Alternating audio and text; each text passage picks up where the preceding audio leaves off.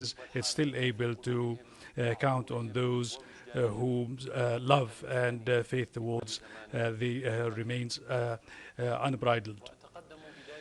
I would like to start by thanking our Russian friends for their significant effort and diligent work in supporting this conference despite international attempts to impede it. I would also like to thank our Iranian friends for all their efforts in this regard and for their genuine support, which has contributed to alleviating the impact of the war and the consequences of the blockade.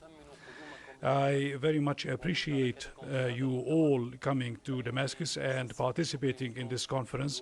I would especially want to thank those countries which have welcomed and embraced our displaced Syrian citizens and whose people have shared their livelihoods and job opportunities despite their own economic hardships. Ladies and gentlemen, whereas a number of countries have embraced Syrian refugees on the basis of human moral principles, there are others in the West and in our region that have exploited them in the worst possible manner. These countries have reduced the humanitarian plight of our fellow citizens into a political bargaining chip and a lucrative source of income for their corrupt officials without giving any consideration to the suffering of Syrian refugees. Furthermore, rather than taking effective action to create the right conditions for their return, these countries have used every means possible, from bribery to intimidation, to keep Syrian refugees from returning home. This, however, is not surprising. These governments that have worked extensively to spread terrorism in Syria, which in turn has led to the killing of hundreds of thousands of people and created millions of refugees, these countries cannot logically be the same ones which facilitate or encourage the return of Syrian refugees to their homeland. There is no better evidence of this than their refusal to participate in the conference while extending crocodile tears on the matter at hand. Whereas the plight of refugees would be viewed as a humanitarian issue for the international community, for us in Syria it is not only a humanitarian issue, it is also a national one. During the past few years we have succeeded in bringing back hundreds of thousands of refugees. Today this effort continues in order to ensure that all those who wish to return and participate in rebuilding their country are able to do so. However, the obstacles are great. For in addition to the external pressures faced by Syrian refugees, preventing them from returning, the illegal embargo and economic sanctions imposed by the American regime and its allies hinder the efforts of Syrian state institutions to rehabilitate the infrastructure in the areas destroyed by terrorism. In the absence of these basic minimum requirements, many refugees are hesitant to return to their neighborhoods and villages. Yet, despite all this, the vast majority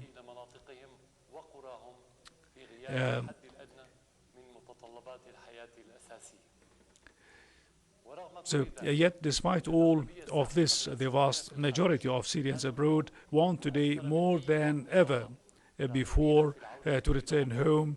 They refuse to be a number in political motivated statistics or a pawn in the hands of the regimes that support terrorism against their home country. The issue of refugees in Syria is artificial and fabricated. For over the centuries and throughout its history, Syria has never witnessed any case of mass displacement despite suffering successive instances of occupation and continuous disturbances up until the end of the 1960s. In fact, it has always been the place where others take refuge from different circumstances and crises. This was especially the case since the beginning of the 20th century during the Ottoman massacres up until the invasion of Iraq in 2003. Throughout its history, there has never been any wars among Syrians for ethnic, religious, or sectarian reasons, neither before nor after the creation of the Syrian state. Since the prevalent conditions do not provide for a state of displacement, Western regimes led by the Americans and their satellite states in our region, especially Turkey, have had to create artificial conditions to force Syrians towards a mass exodus from Syria. This was done in order to justify the meddling in Syrian affairs and later to fragment the state and attempt to turn it into a subservient state to further their own interests rather than the interests of Syria's people and homeland. Spreading terrorism was the easiest way for them to achieve this, and in 2006, under American auspices, the terrorist Islamic State was created in Iraq. During the war in Syria, this terrorist organization was incorporated into other like-minded groups such as the Muslim Brotherhood and Nusra Front, and systematically destroyed our infrastructure, killed innocent people, paralyzed public services, and spread terror, forcing many Syrians to leave their country. In 2014, when the Syrian state had begun to restore security and stability, these same countries mobilized Daesh in Syria in order to overburden our armed forces and facilitate the spread of terrorists over large parts of Syrian territories. However, due to the sacrifices of our national army and with the support of our friends, we have been able to defeat terrorists and liberate many of these areas. Today, we are facing a compounded situation consisting of three interrelated components: millions of refugees waiting to return home, hundreds of billions worth of destroyed infrastructure that was built over decades, and terrorism, which is still wreaking havoc in some areas of Syria. With the resources available, Syrian state institutions have made some progress in addressing these significant challenges. Whilst continuing to fight the war on terrorism, they have facilitated and supported the return of hundreds of thousands of refugees, enacting legislation which postpones for 1 year mandatory military service for those returning, as well as issuing decrees which provide amnesty for those inside and outside the country. Furthermore, and despite the illegal blockade, the state has been able to restore minimum infrastructure in many regions: water, electricity, schools, roads, and other public services in order to meet the most basic needs of those returning.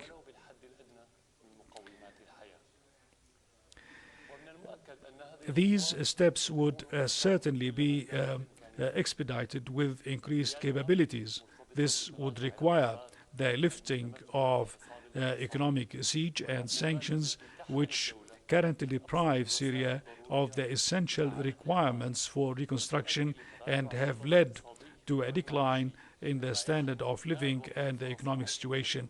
Both of these factors have prevented the Syrian people from realizing a decent living and have set back the time return of refugees. I am confident that this conference will lay the foundations for cooperation among us in the coming period in order to resolve the worst humanitarian crisis caused by the largest barbaric Western aggression the world has known in recent history. This crisis, which continues to affect every household in Syria and certainly touches the conscience of every just human being around the world, will remain a deep wound for us Syrians that will heal until the return of all those displaced by war, terrorism, and blockade. I wish the proceedings of this conference every success, and I hope that it will produce the recommendations and proposals that will contribute directly to the return of Syrians to their home country, so that together with those Syrians who remained steadfast for the past 10 years, we can rebuild our country better and stronger than it was before. Once again, I would like to thank you all for taking part in this conference. Thank you.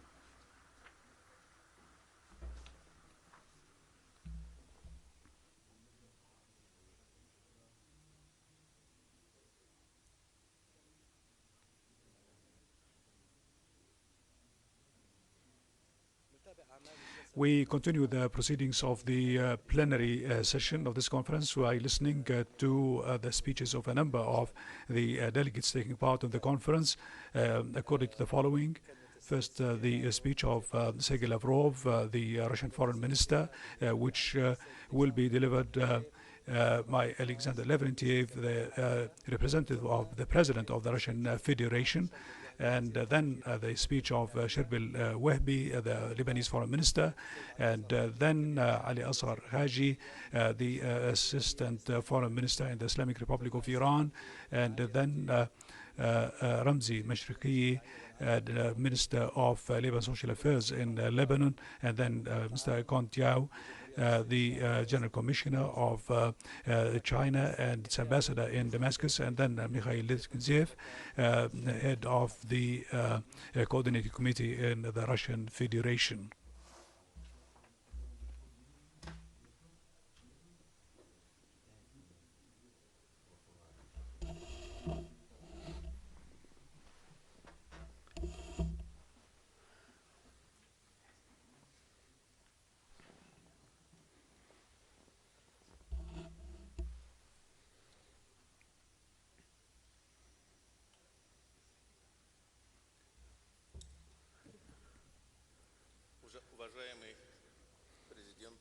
Dear President of the Syrian Arab Republic, ladies and gentlemen,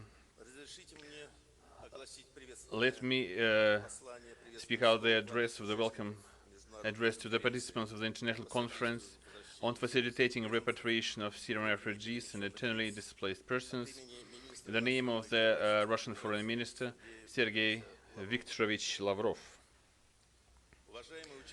Dear participants in the conference, we are grateful to the representatives of the states, international and national organizations present here today who have not remained indifferent to the fate of the Syrian people, whose lot has been the ordeal of the long exhausting war against terrorism. Now we are pleased to note that a peaceful life has been restored in most Syria. In areas liberated from terrorists, work has begun to eliminate havoc. As one of the most important steps towards achieving long-term stabilization in Syria, while respecting the sovereignty, independence, unity, and territorial integrity of this country, in full accordance with the provisions of the UNHCR 2254, we consider facilitating the return of Syrian refugees and internally displaced persons to their homes. In this context, tackling the task of ensuring decent living conditions for millions of Syrians requires the energetic participation of the entire international community. Russia has invariably rendered multifaceted support to friendly Syria. We are making efforts to involve the widest possible range of countries and specialized organizations in the process of restoring vital facilities of the destroyed socio-economic infrastructure of Syria. We have actively helped our Syrian friends in the process of arranging the conference that is opening today. We are compelled to state that, unfortunately, not everyone is happy with the consolidation of positive trends in the developing situation in Syria. After the failed attempts of the anti-Syrian forces in the previous many years to solve the problem of overthrowing the legitimate government of this country by military means, by the hands of bandits and terrorists, methods of financial and economic strangulation are now coming to the fore. For these purposes, legitimate unilateral restrictive measures are used. The provision of external assistance is blocked, and obstacles are created for the return of refugees and IDPs to the territories controlled by the government of Syria. We consider inhuman and unconstructive the approaches of those who put forward political demands in matters of providing support to the Syrians. In this context, one cannot fail to mention the unjustified refusal of a certain circle of countries, led by the United States, to participate in today's humanitarian forum, which, I repeat, is being held in accordance with the UN Security Council Resolution 2254, as well as their attempts to prevent it. We consider this approach of our opponents to be another evidence of double standards with regard to Syria, which they are trying to make hostage of selfish geopolitical interests.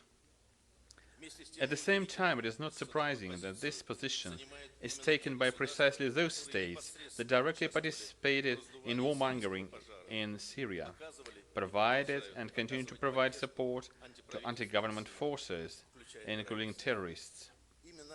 It is them who bear the main responsibility for the tragedy of the millions of citizens of Syria who were forced to leave their homes.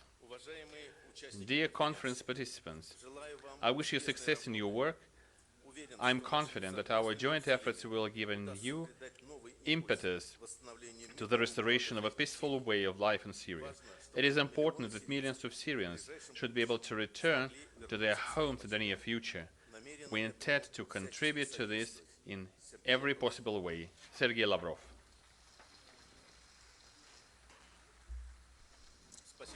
Thank you for your attention.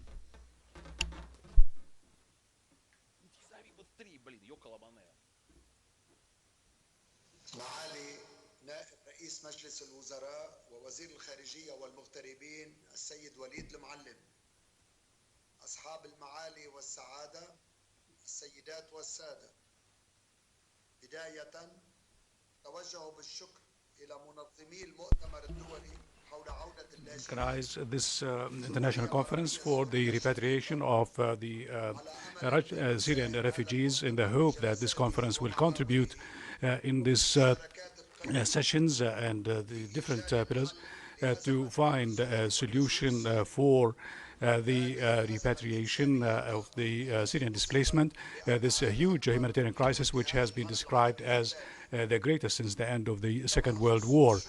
I would like to thank especially the Russian Federation for the efforts it is making in order to put an end to the Syrian crisis and encouraging the dialogue among the different parties and its initiative to help in the return of the Syrian refugees on the 16th of July 2016. And this conference comes in the spirit of reactivating it.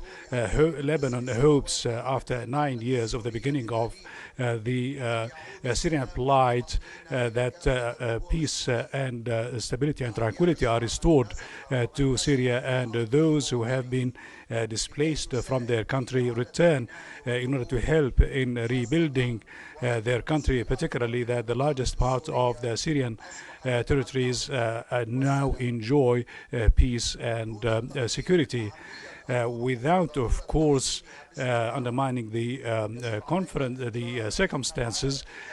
We should highlight that the main impediment to finding a solution for Syrian displacement is now the absence of a collective international will and the lack of goodwill in closing this painful and problematic file.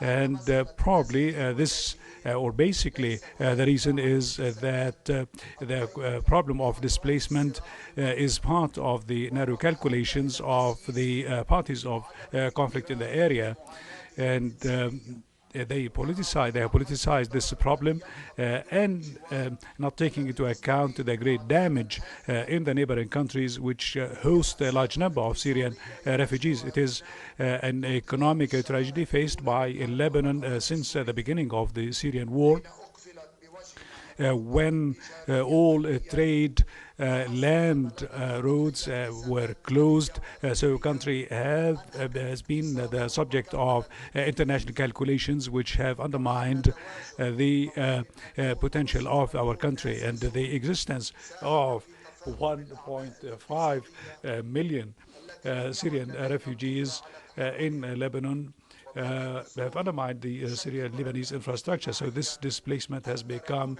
a social burden that has undoubtedly affected the model of diversity represented by Lebanon in the region, especially since we are still receiving on our land about 500,000 Palestinian refugees for more than 7 decades. Today, in under the exceptional health and economic circumstances in Lebanon and all over the world, which worsened with the tragic explosion of the port and consequently as threatening the situation. I stress once again that we are called on more than any time before to intensify international efforts to ensure the decent and a dignified return of Syrian refugees to their homeland, particularly to the areas which now enjoy security and stability in Syria. And I stress that the return should not be linked to a political solution in Syria, in addition to the necessity of providing incentives for the return of the returnees in their country in accordance with humanitarian standards, and also, as mentioned at the end of the Arab Economic and Social Development Summit on the in 2019, based on the above, Lebanon appeals to the international community to assist the Lebanese government in implementing its plan to return the Syrian displaced Syrian refugees, particularly that the conditions have become appropriate. Excellencies, as we wish success for the proceedings of this conference, we very much hope that it will be a lever for the return of displaced Syrians and an important milestone in alleviating the suffering of the countries hosting large numbers of refugees and bringing together the divergent international views in order to induce donors and donators and the source and the receiving countries of the refugees without any preconditions. Three, convincing the majority of the refugees that conditions have become appropriate for them to return to their homeland for advancing opportunities for peace and reconciliation in Syria. Let it be a message, let this conference be a message to all countries of the world that the return of the Syrians to Syria in a dignified manner has become very close. Thank you very much for listening.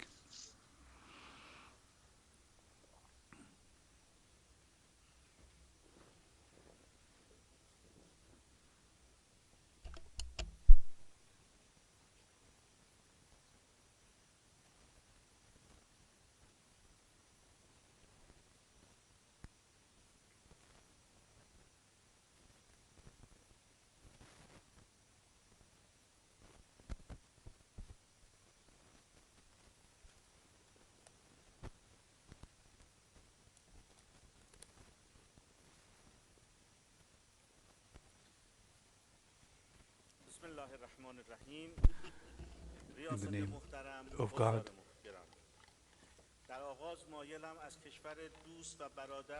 In the name of God, the compassionate, the merciful, the most Mr. President, distinguished participants in the conference. At the outset, I would like to express my sincere appreciation to the friendly and brotherly Syrian Arab Republic for hosting and holding this important meeting. في البداية أود أن أقدم أسمى آيات الشكر والتقدير إلى الجمهورية العربية السورية الصديقة والشقيقة على الاستضافة وعقد هذا الاجتماع الهام الذي من شأنه which would mark a beginning for a new chapter in restoring peace and tranquility to this country after 9 years of war and conflict. I would also like to thank the Russian Federation as a strategic partner of the Islamic Republic of Iran in resolving the Syrian crisis and stand a track for its valuable efforts to support holding this conference in the best possible way. موضوع بازگشت آوارگان در کنار ابعاد سیاسی، اقتصادی و اجتماعی آن گام مهم در راستای The issue of the return of the displaced persons is not limited to political and economic and social dimensions only. عودة النازحين على أبعاد سياسية واقتصادية واجتماعية فحسب، بل لها بعد إنساني أيضا، وأكثر من ذلك فهي تشكل عاملا مهما. It is also an important element in building confidence among all parties in Syria. پدیده آوارگان سوری The حاصل نزدیک به problem یک of دهه the جنگ علیه ملت سوریه است. displaced persons جنگی که با سرازیر is a شدن result of تروریست war ها با imposed on حمایت the برخی از Syrian کشورها people for منجر nearly به a decade. خودکشی و خرابی در سوریه شد. امروزه و در نتیجه این بحران بنا به آمار رسمی سازمان ملل شاهد آوارگی بیش از 5,600,000 از مردم سوریه به عنوان مهاجرین اجباری به دیگر کشورها هستیم که در کمپ‌های آوارگان به سختی زندگی می‌کنند.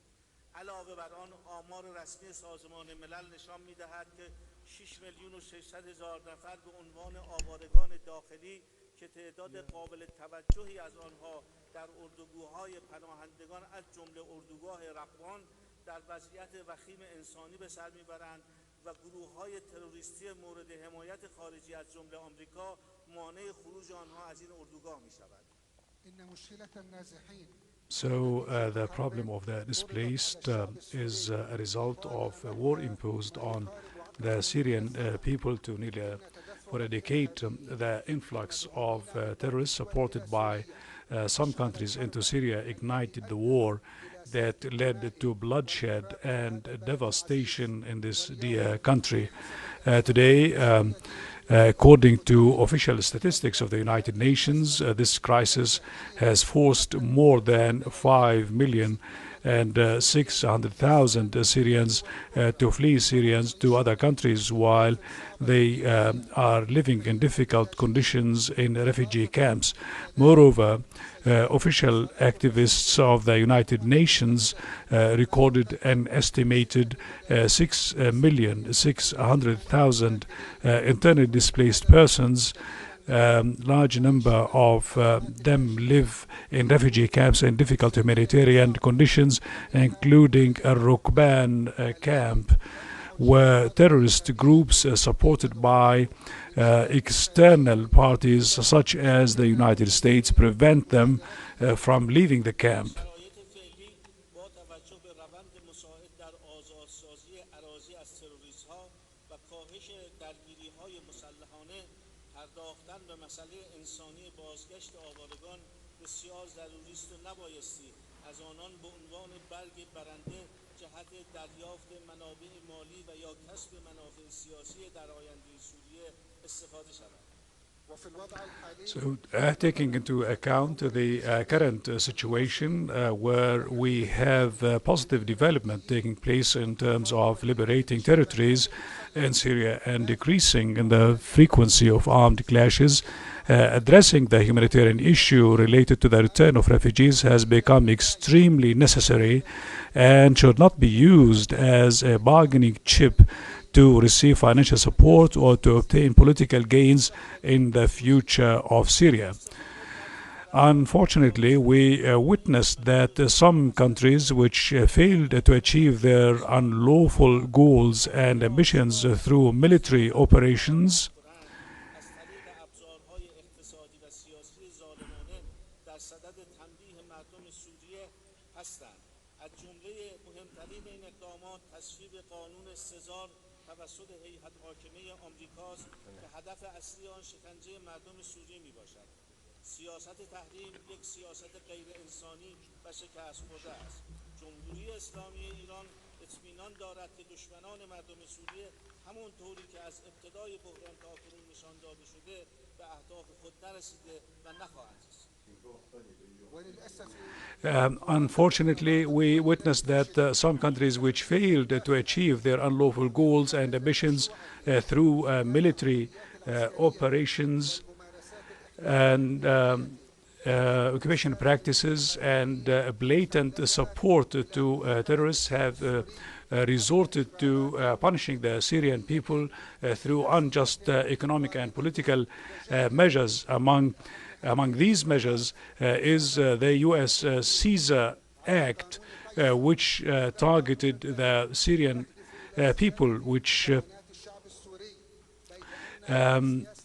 aims at increasing the suffering of the Syrian people, while the policy of embargo and imposition of sanctions is a failing policy. The Islamic Republic of Iran is fully confident that the enemies of the Syrian people have not and will not achieve their goals, and this is what events have proven since the beginning of the crisis. با شیوع ویروس کرونا در جهان و از جمله سوریه نگرانی‌های جدی در خصوص وضعیت آوارگان و اردوگاه‌های آوارگان سوری ایجاد شده و جامعه جهانی خواستار تعلیق و کاهش تحریم‌ها میباشد، دولت آمریکا نه تنها از حجم تحریم‌های خود نکاسته است، بلکه به تصویب قانون سزار تحریم‌های ضد بشری خود علیه ملت و دولت سوریه را تشدید کرده است.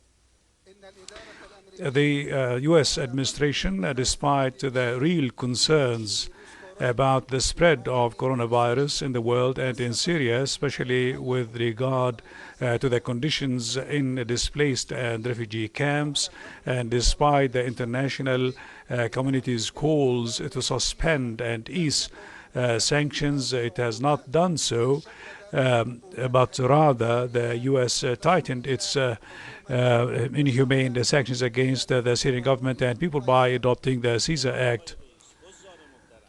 جمهوری اسلامی ایران همواره معتقد بوده راه حل بحران سوریه سیاسی است و از آغاز بحران در کنار مردم سوریه برای مبارزه با تروریسم قرار گرفت. همچنین در قالب روند آستانه و با هدف حل و فصل مسالمت‌آمیز بحران سوریه مشارکت مؤثر داشته که به دستاوردهای خوبی در بازگشت آرامش از جمله تعریف مناطق کاهش تنش، کمیته قانون اساسی، کمیته تبادل وزرا، مینزودایی و غیره دست شد. بازگشت امن و داوطلبانه پناهجویان و آوارگان سوری همواره یکی از موضوعات مورد تأکید در روند آستانه در سطوح مختلف از جمله در بیانیه پایانی سران در اول ژولای سال جاری بوده است. Distinguished participants, the Islamic Republic of Iran still insists that the solution to the Syrian crisis is a political one.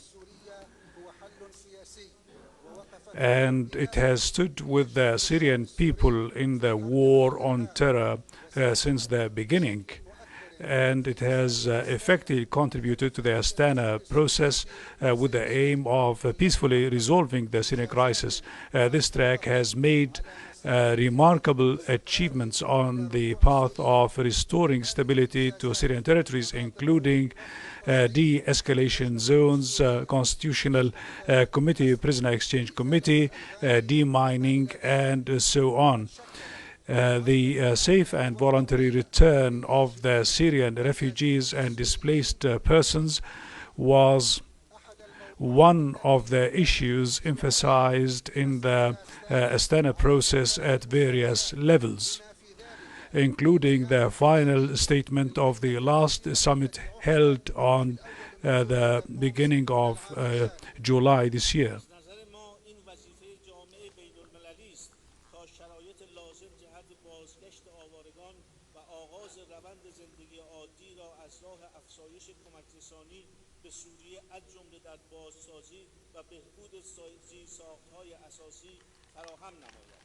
جمهوری اسلامی ایران در این راستا با اولویت بخشیدن به بهبود وضعیت اقتصادی سوریه چندین اقدام مهم در بازسازی زیرساخت‌ها به ویژه در حوزه بهداشت، مسکن، انرژی، حمل و نقل و غیره انجام داده که بخشی از آنها در دست پیگیری است. We believe that the international community is required to provide appropriate conditions to enable displaced persons to return and restore normal life by doubling the aid to Syria through participation in the reconstruction process and improving the infrastructure, basic infrastructure. In this regard, the Islamic Republic of Iran has given priority to enhancing economic situation in Syria through several important steps related to rebuilding infrastructure, especially in the areas of health, education, housing, energy, and transportation, some of which are still under follow-up. متاسفانه برخی از کشورها به جای مشارکت فعال در برگزاری این کنفرانس به دلایل سیاسی کارشکنی کردند.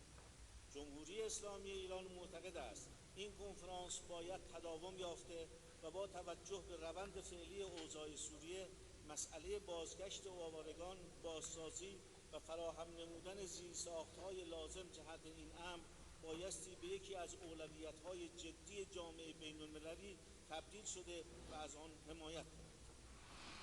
Unfortunately, instead of actively participating in this conference, some countries obstructed it for political reasons instead of active participation. The Islamic Republic of Iran believes that this conference should be pursued given the current situation in Syria, the return of the displaced persons, reconstruction, and creating the necessary infrastructure for that must become one of the most important priorities of the international community.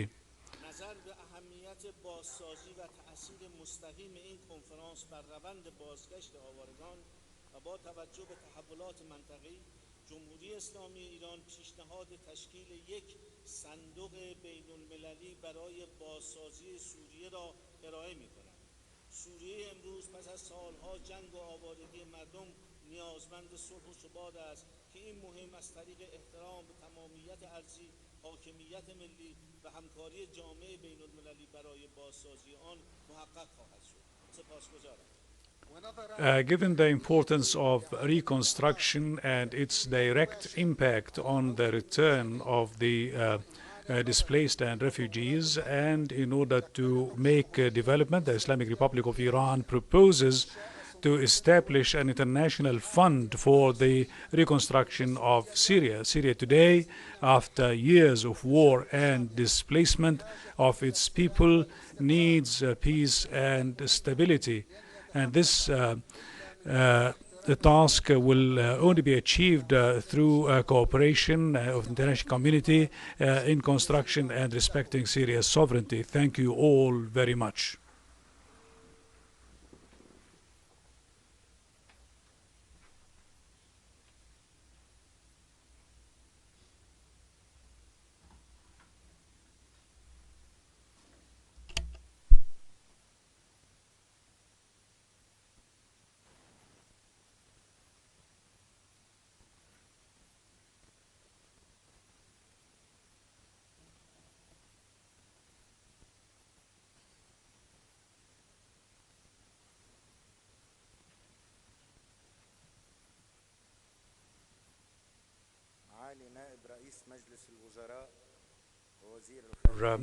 Excellency, Deputy Prime Minister and Foreign Minister, Mr. Warim Muallim, Your Excellency, President Vladimir Putin, represented by the Special Envoy for the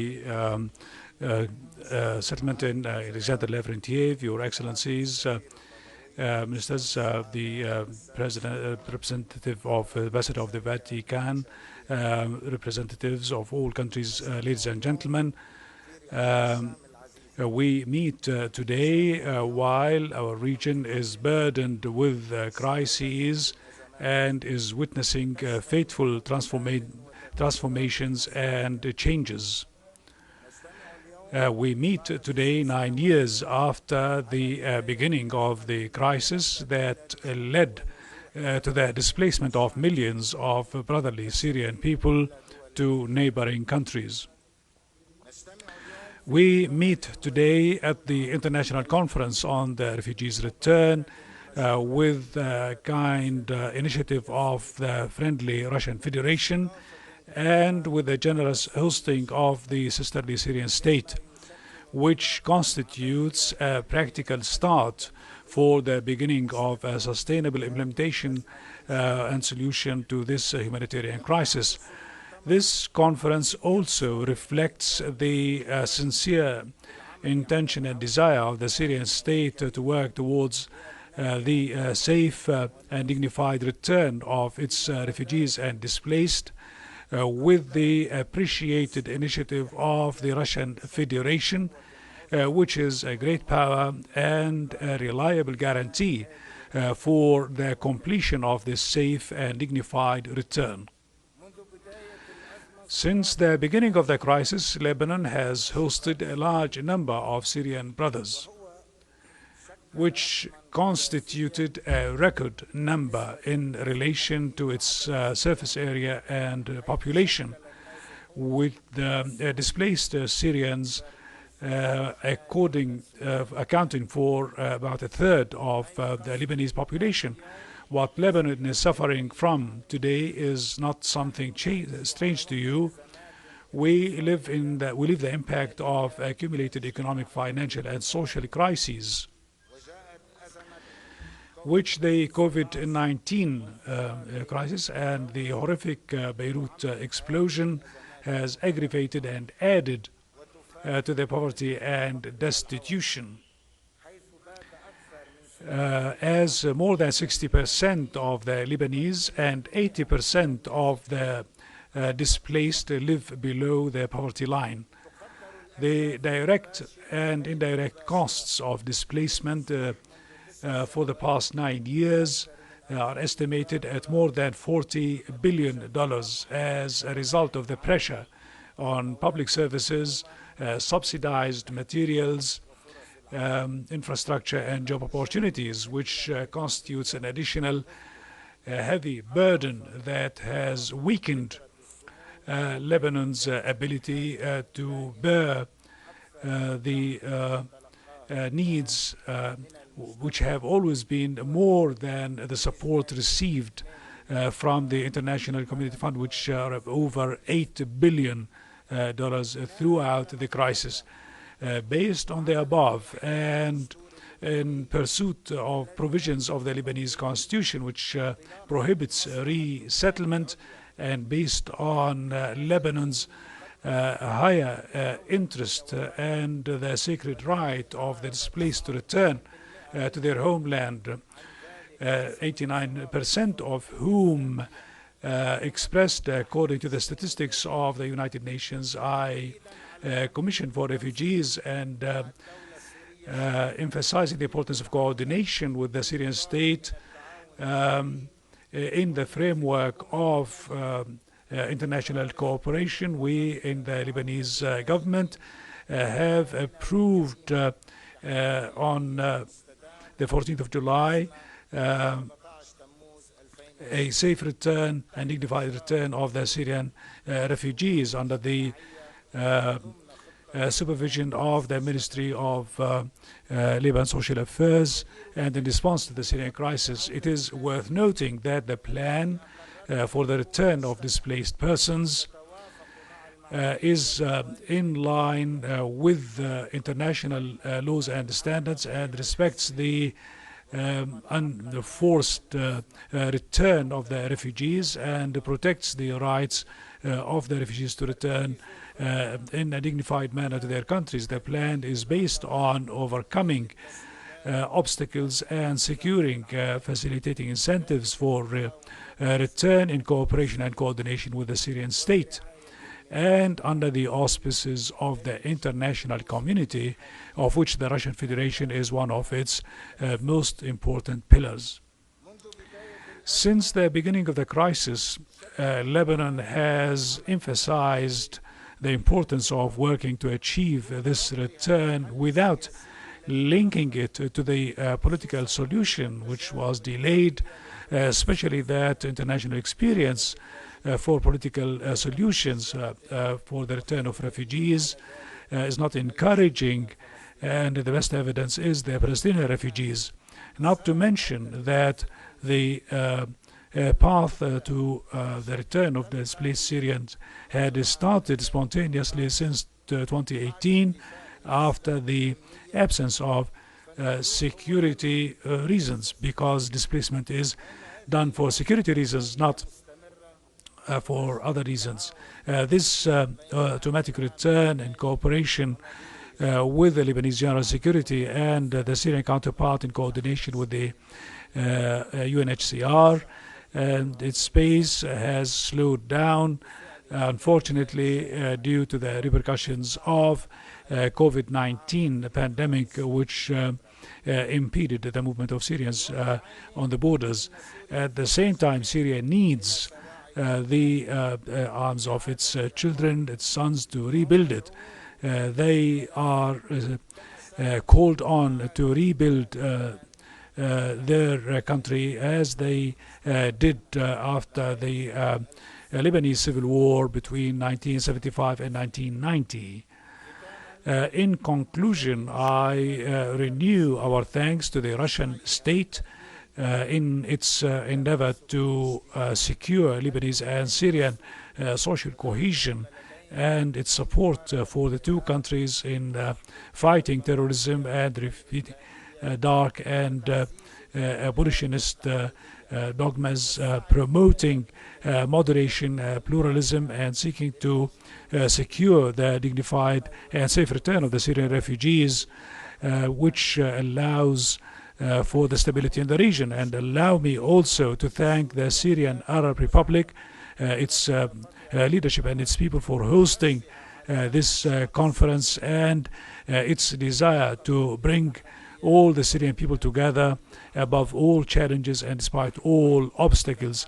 We are bound to hope, and we are fully confident that the conference will open the door for workshops in order to come up with practical proposals and which contribute to the return of refugees to Syria and restore their normal life. Thank you very much.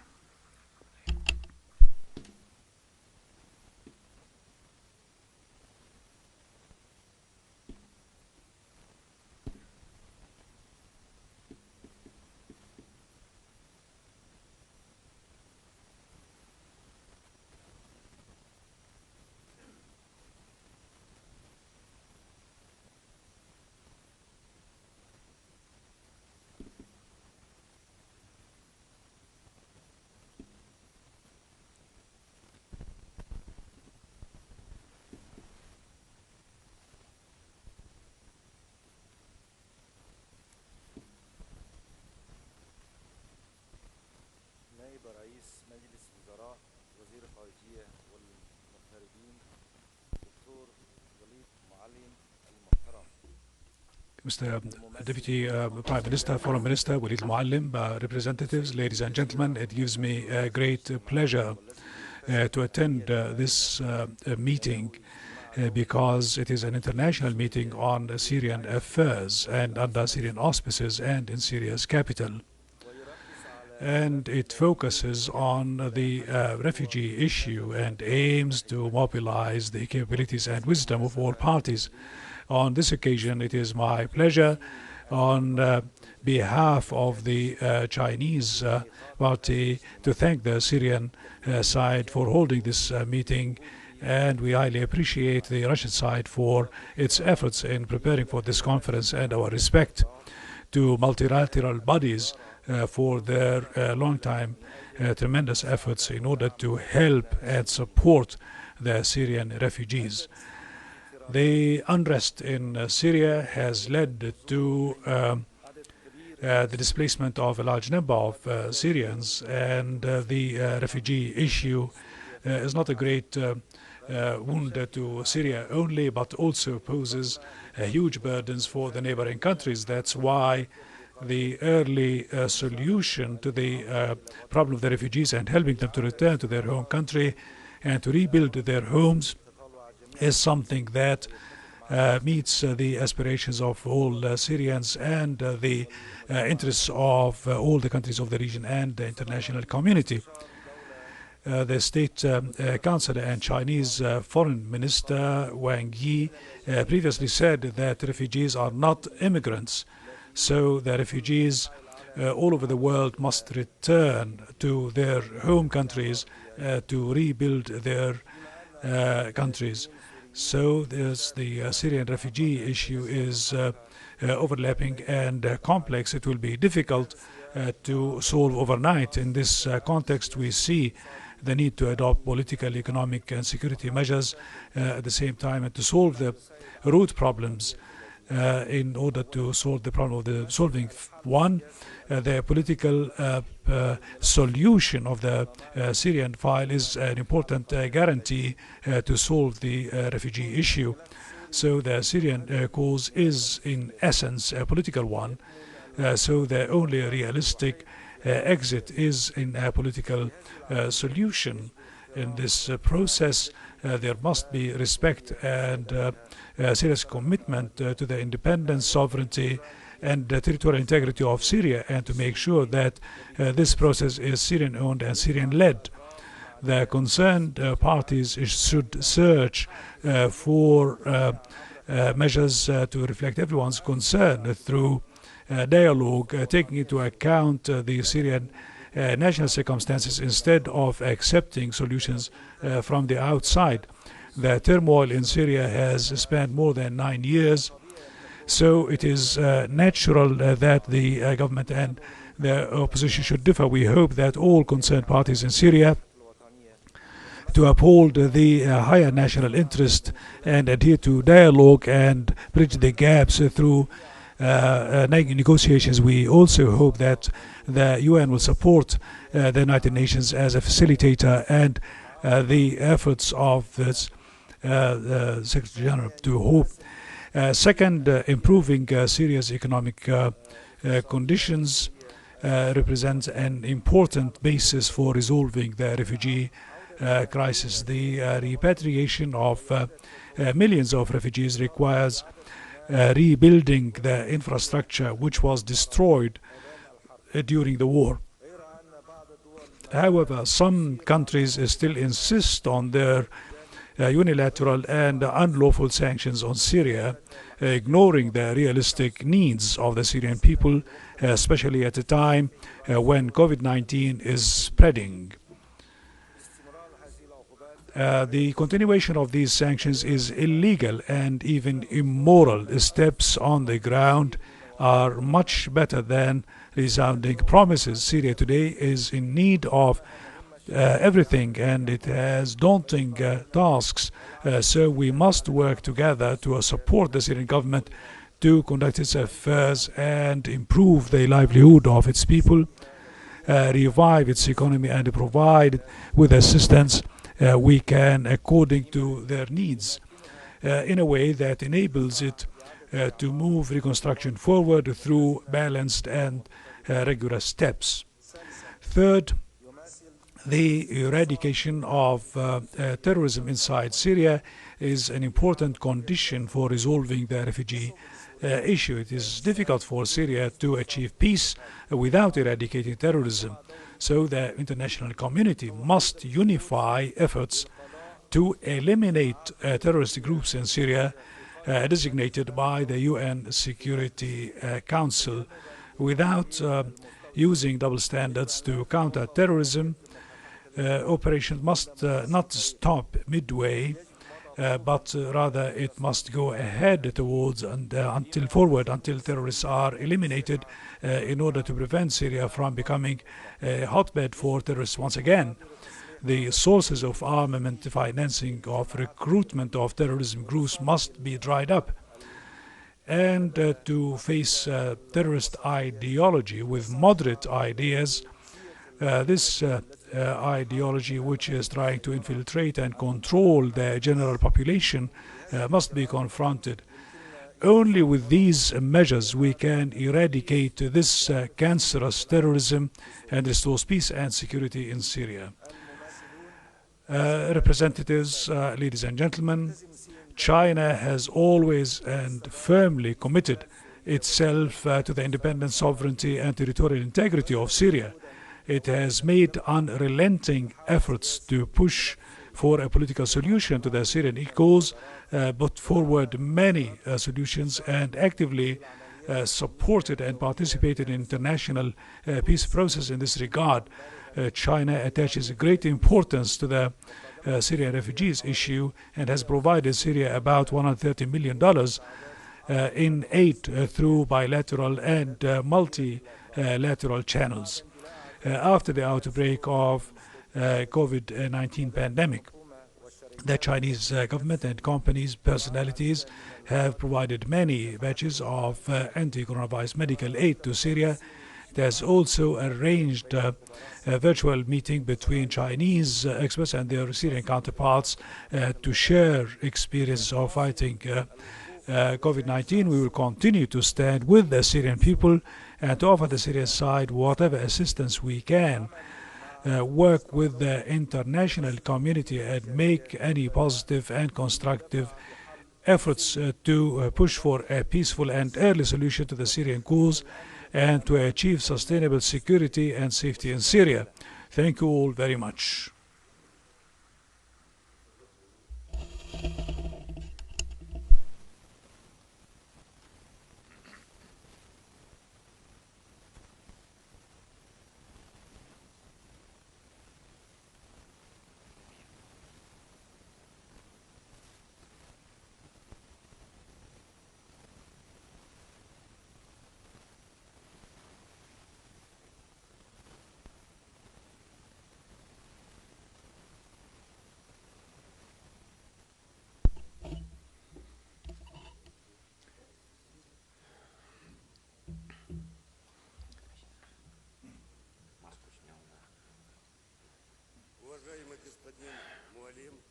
Mr. Mualim, Your Excellencies, ladies and gentlemen, on behalf of Russia and myself, I would like to welcome you at the opening of the conference in Damascus. I am honored to have the opportunity to speak in this hall at such a significant international event. The critical need for the forum, both for Syria and for the countries of the region, hosting a significant number of Syrian refugees, is accounted for by the efforts of all interested parties in creating favorable conditions for the forum, for the return of Syrians to their homeland have to be coordinated and united. I'm sure that the tight program and wide representation at the conference will pave the way for professional discussions and a wide range of topical issues and problems that call for joint solutions. It is gratifying to see in this room today United Nations Resident Coordinator for the Syrian Arab Republic, Mr. Imran Rizu, representing at the forum all structures of the international organization which has established a good interaction with the Syrian government. The Russian Center for the Reconciliation of the Warring Parties is also in constant contact with Mr. Riza and his colleagues. The conference will allow us to outline the most important areas for further interaction between the Syrian government and the UN for more effective work of its specialized structures in Syria. I am glad to welcome the head of the delegation of the International Committee of the Red Cross, Mr. Philip Sperry. This organization has been working in Syria for a long time and enjoys a well-deserved prestige. From this podium, I would like to underline that our country sincerely wishes speedy establishment of a peaceful life throughout the Syrian Arab Republic and return of Syrian citizens who were forced by terrorists to flee to their homes. The peoples of Russia first-handedly know what war is and what innumerable calamities it brings. This year, the Russian Federation celebrated the 75th anniversary of the victory of the Soviet people over fascism. That war claimed the lives of more than 27 million Soviet citizens, of which more 4 million were tortured in concentration camps. Hundreds of thousands of children were killed by the Nazis. The grief of the war didn't spare my family either. In 1941, my native village saw 46 people to the front, and 34 would never return home, unfortunately. In 1944, my uncle Mikhail Mizintsev, after whom I was named by my father, died fighting the enemy. Therefore, we in Russia, like no one else, understand the importance of peace in Syria and conditions for the return of all refugees to their homes. We in Russia have a saying, better will in peace than a fact victory. Syria is a multinational and multi-confessional country with a vibrant 1,000-year-long history, and in this we are very similar. There are more than 190 peoples and nationalities in Russia, confessing multiple of religions. It is symbolic that even the names of our countries sound similar in both Arabic and Russian. Last week, on November the 4th, we celebrated National Unity Day. For our country, it is a very important holiday, demonstrating the principles of unity and equality of all peoples living in friendship and harmony. The peoples of Syria are facing the same bright future.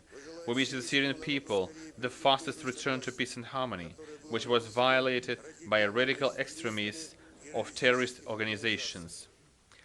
I would like to quote the words of the President of the Russian Federation, Vladimir Putin, addressed to Russians on National Unity Day.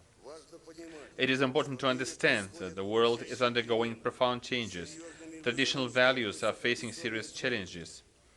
The most difficult, extremely sensitive issues of inter-ethnic and interfaith relations unfortunately become the subject of speculation and dirty geopolitical games. Extremists and radicals try to thrive on them, instilling mutual hatred and enmity. This is confirmed by the latest alarming events in France and Austria, no less than terrorist attacks, which show that the efforts of countries in this area are unbalanced and poorly coordinated. Refugees become an easy prey for international terrorist organizations, and peaceful citizens suffer from this. In this regard, today's conference has even greater significance and relevance. Everyone who understands how important it is for the countries hosting refugees and for any persons in distress has been invited. We know that many countries wanted to take part in the conference. Unfortunately, their leadership could not overcome the pressure exerted by certain Western countries and join us in the hall today. It even got to that instructions were sent to potential conference participants to boycott the forum in Damascus, a forum aimed at solving exclusively humanitarian issues. As part of the preparation for the conference, we suggested that the United States also take part in resolving the issue of ending the occupation of the El Tanz zone and conduct joint work with the UN to assess the living conditions of women and children at the Rukban camp. But the United States instead chose to ignore this appeal and continued to criticize those who were truly facilitating the return of Syrians to their homes. As a result, peaceful Syrian citizens continued to die in camps, live in poverty, hunger, and cold. We are confident that the conference will become a starting point in revitalizing the process of return of refugees. Today and tomorrow, we will visit places where Syrian returnees are staying, where the Syrian government is doing a great job, and where the Syrians who have been wandering for years finally find a shelter and normal living conditions. In the wake of the forum, the international community will be provided with objective information about the current situation, existing problems, and measures taken by the authorities of the Syrian Arab Republic to restore peaceful life and return of refugees and internally displaced persons to their homes. We expect that this information will be welcomed, first of all, by those who wanted to join us, but under the pressure exerted on them, refused to come at present. We would like to emphasize that the activities for the return of refugees and internally displaced persons to their homeland are fully consistent with the principles of the United Nations. It is the voluntary nature of return of refugees, efforts to provide them with everything they need, to include security guarantees that are the unconditional priorities of the Syrian government. This endeavor is facilitated by the activities of the Interagency Coordination Staff of Syria on the return of refugees, specially established in 2018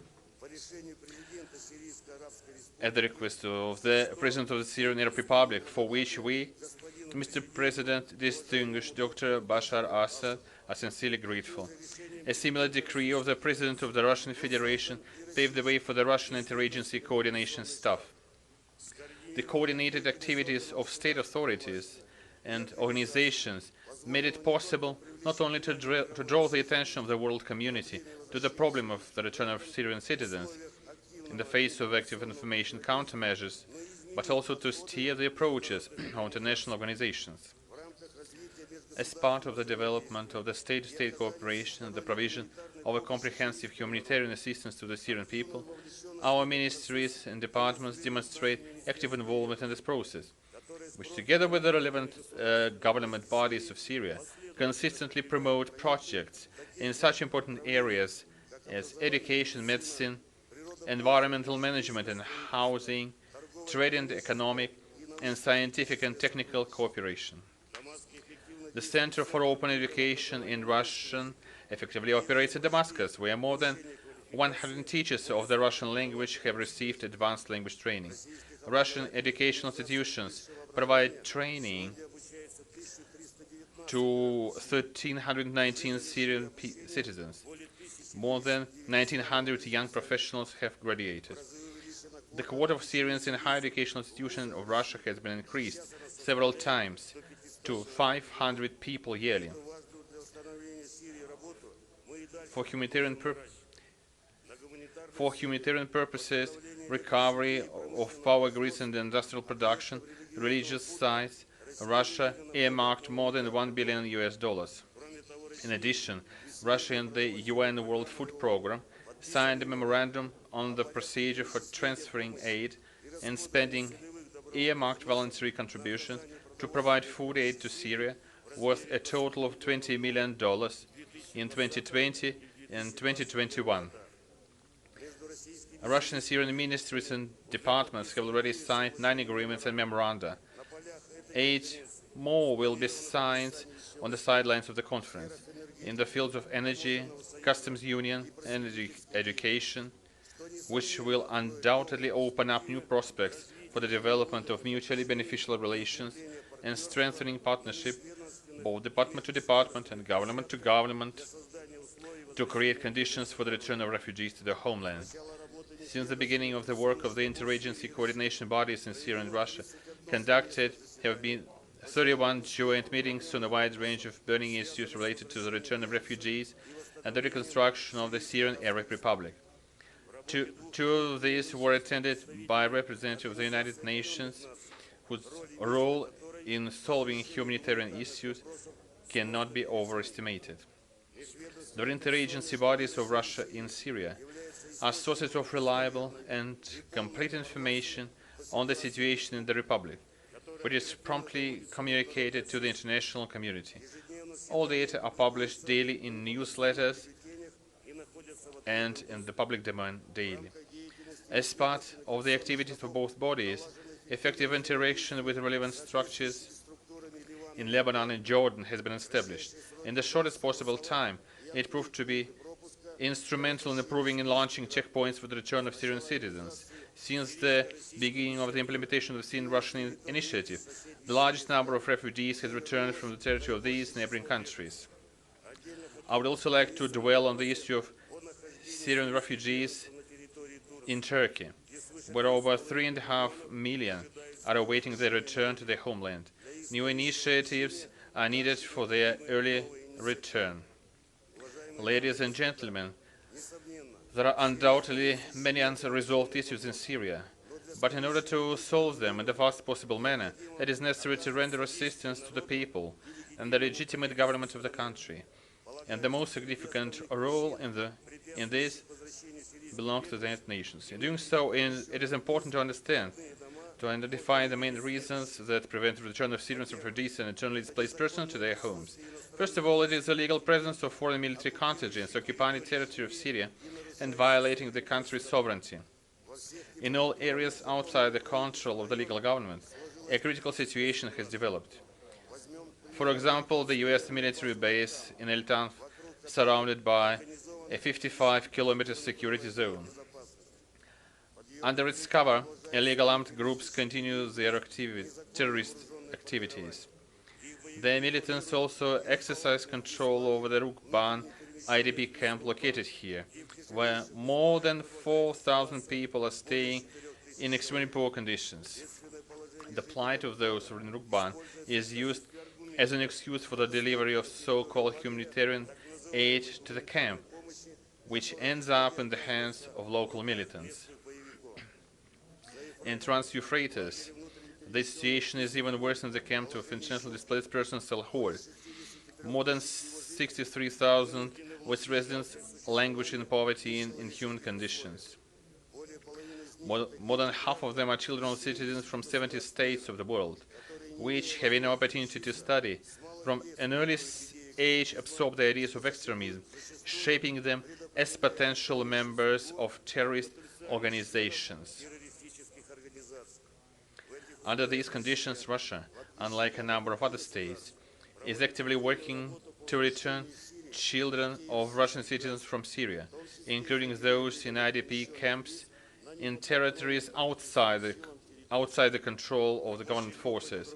The working group, headed by the Children's Rights Commissioner for the Russian President, Anna Yurina Kuznetsova, returned to Russia 102 children who survived the horrors of war, and tomorrow we plan to take another batch of them.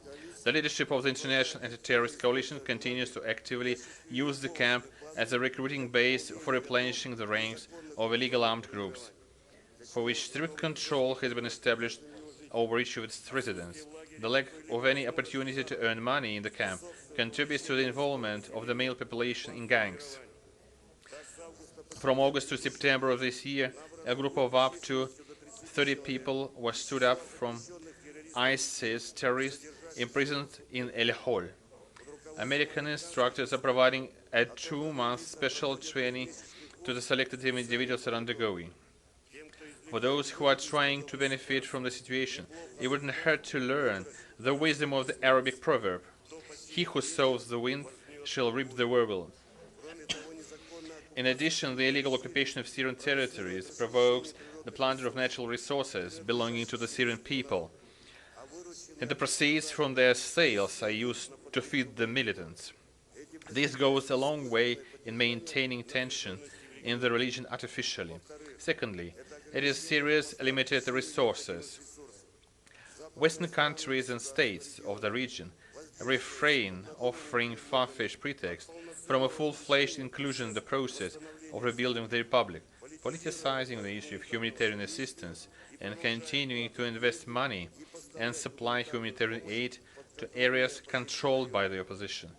Despite serious problems with migrants in Europe, huge resources are dedicated by Western countries to humanitarian programs for refugees from the Middle East, which actually led to their consolidation in the host countries. I cannot help condemning the illegal sanctions policy, which impedes the revival of the Syrian economy and deprives ordinary Syrians of the opportunity to live in dignity. This does not help dramatically improve the socio-economic situation. Thirdly, it is the campaign to spread fake news about the situation in Syria, causing many Syrians to delay their return home, and it is financed and actively carried out by Western countries. At present, according to the most conservative estimates, about 1,300,000 Syrians from 15 countries of the world have expressed their desire to return to the homeland. At the same time, the West mass media and NGOs intimidate refugees with repressions by the Syrian authorities and also accuse the leadership of Syria's neighbors of violating human rights and forcing refugees to return to their places of pre-war residence.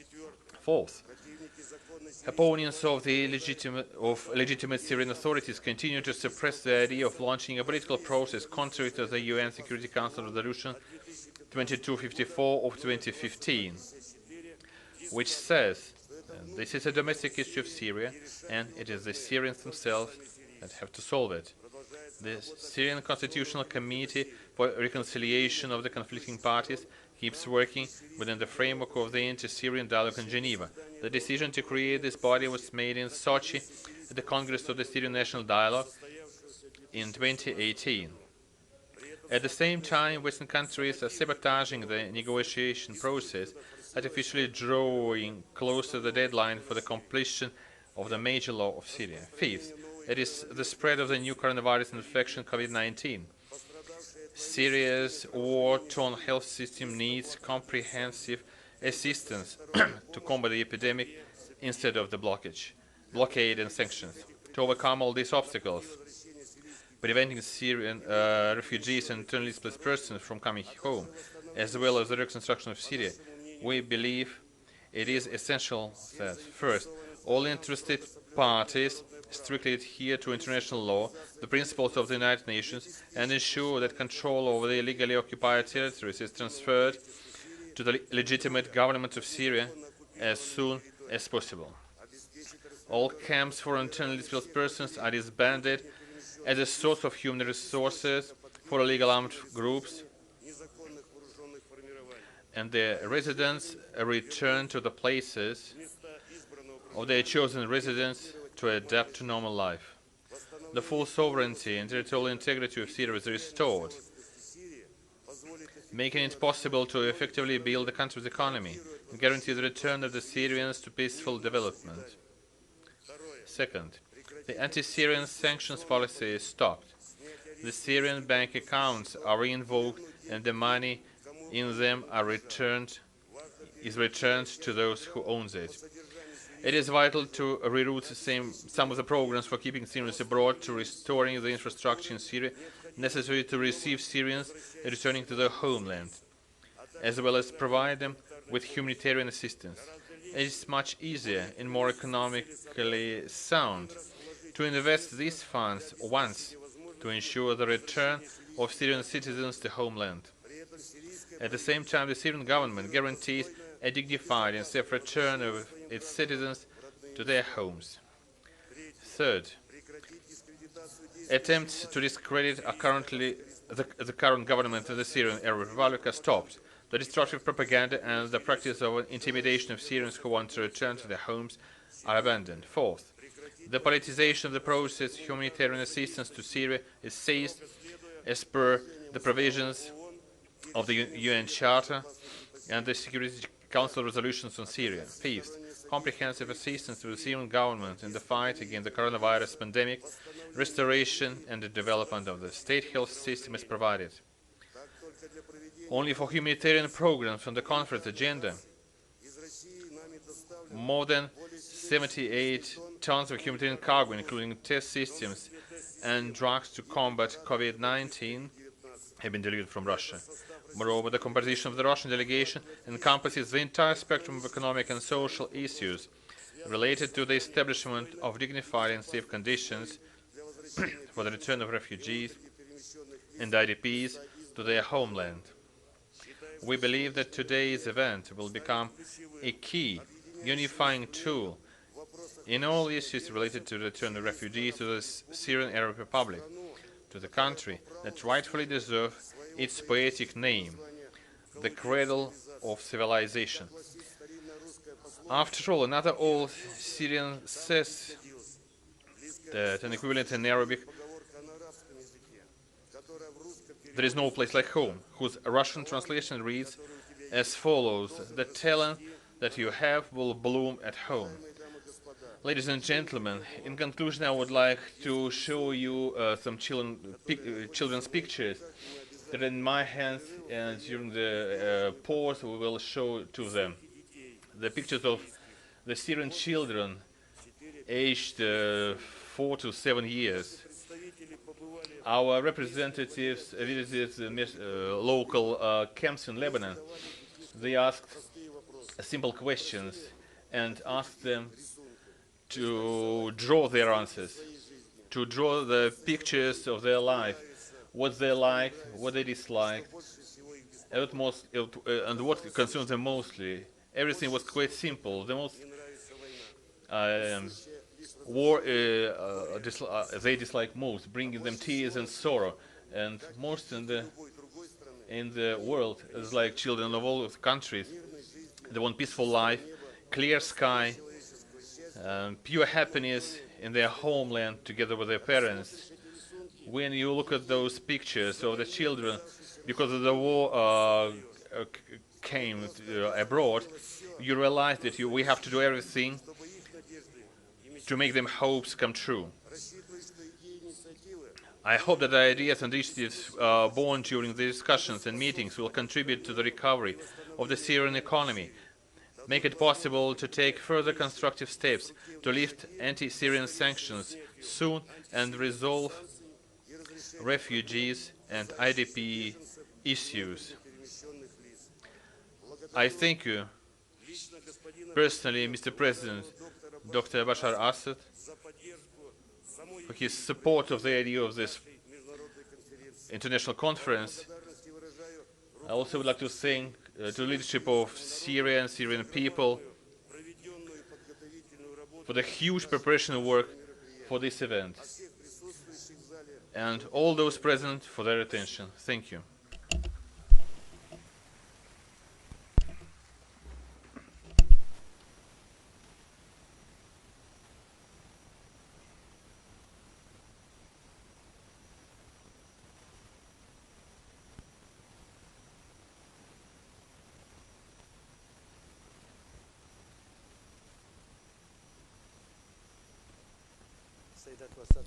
Ladies and gentlemen, thank you all very much for attending this plenary session, and we adjourn the session for a few minutes to say goodbye to the guests, after which we resume our conference by attending in this very hall. Thank you.